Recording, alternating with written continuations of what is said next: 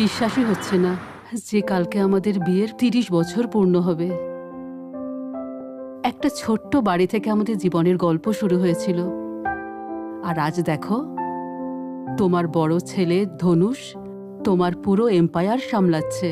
হ্যাঁ হ্যাঁ, আমরা ঘুরতে যাচ্ছি। আর জানো কোথায়? সেখানে যেখানে তুমি আমাকে বিয়ের জন্য প্রপোজ করেছিলে।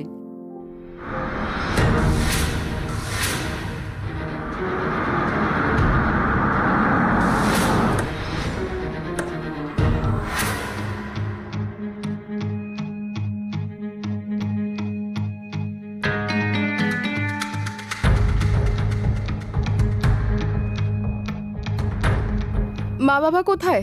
বাইরে ক্যাবের জন্য ওয়েট করছেন। ম্যাডাম আমাকে বাইরে আসতে দেননি। কি? ওদেরকে আটকাতে হবে, তাড়াতাড়ি চলো। মা, মা, তুমি রিয়া? একা কোথায় যাচ্ছ? ডোন্ট ওয়ারি সুইটহার্ট, তোমাদের মা হই তোমাদের তিনজনকে একাই সামলেছি, তোমাদের বাবাকেও সামলে নেব। এমনিতে আমরা হলিডে রিসর্ট যাচ্ছি। হলিডে রিসর্ট কেন? আমি কোনো দামি রিসর্ট বুক করি।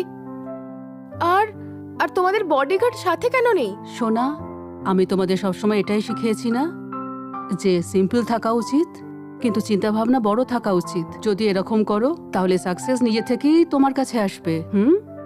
Don't worry, take care, bye. ফোনটা দাও।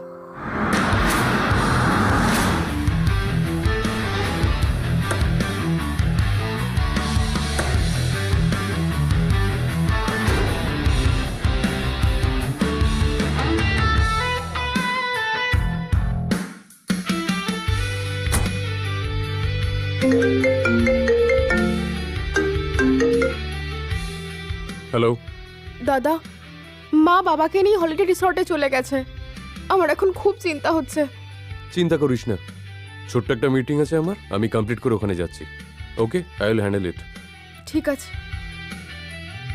তরুণ, আমার পেরেন্টস অলরেডি রিসর্টে যাচ্ছে, দেখে না ওনাদের জন্য কোনো প্রবলেম না হয়। স্যার আপনি টেনশন করবেন না, ওই হলিডে রিসর্টের ম্যানেজার পারুল আমার গার্লফ্রেন্ড, ও ওনাদের ভালো খেয়াল রাখবে। গুড, ও যদি ঠিক করে কাজ করে ওকে কোম্পানির তরফ থেকে প্রমোশন আর বোনাস ভালো দেওয়া হবে। Thank you very much sir.